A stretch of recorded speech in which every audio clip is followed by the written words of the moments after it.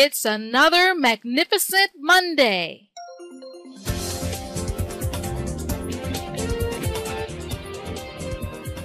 I'm Sharon Ross Ingram, bringing you another magnificent Monday motivation moment. To jumpstart this Monday, here's this week's inspirational quote. No one ever attains very eminent success by simply doing what is required of him.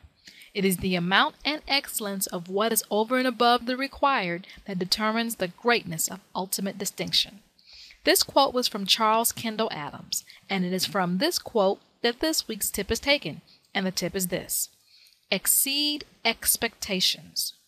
One of the first pieces of advice I received from my first business coach many years ago was to always exceed expectations. That is, under-promise and over-deliver. This lesson has stuck with me. So years ago, when a colleague was complaining that he did not receive as high of a year-end bonus as he was expecting, I knew the real answer. I knew this person had barely met our billable hour requirement and did little beyond what was specifically asked of us as junior associates at the firm. That's why I was surprised that he received a bonus of any amount. I remember thinking to myself, he did what he agreed to do, and the firm paid him what they agreed to pay him. His expectations of receiving more without really doing more were, at least in my opinion, unjustified. Therein lies a huge game and life-changing lesson. You can meet or exceed requirements, but still fail to meet expectations. How is this possible? There's a huge difference between requirements and expectations. Requirements are those politically correct factors that are usually stated. Expectations are those factors that are either not politically correct to say and or you should be savvy enough to know them without being told, and these are usually not stated.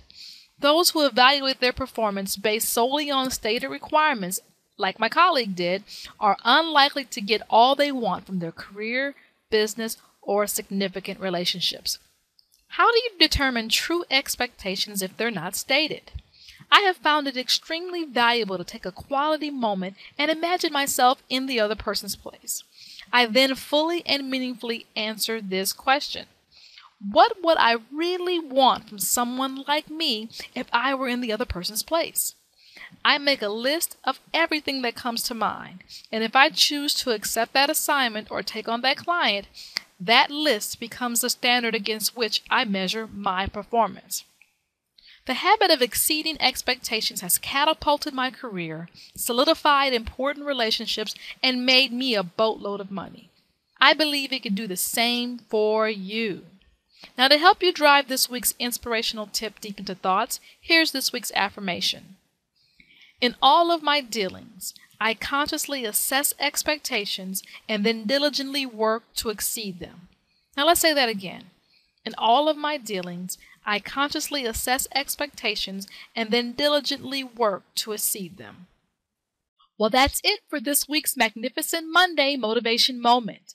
I'm Sharon Ross Ingram, encouraging you to always expect the best from and for yourself. Be sure to subscribe to Magnificent Monday Motivation Moment, and remember, you can get the written version of each motivation moment delivered by email to your inbox every Monday just by joining my inner circle. And here's the best part. It's free. So get more details on the many benefits of Inner Circle membership at www.magnificentmonday.com. And finally, share your thoughts on this motivation moment on Twitter and Facebook using my handle @Sharon Ingram in your post. I look forward to connecting with you again next Monday.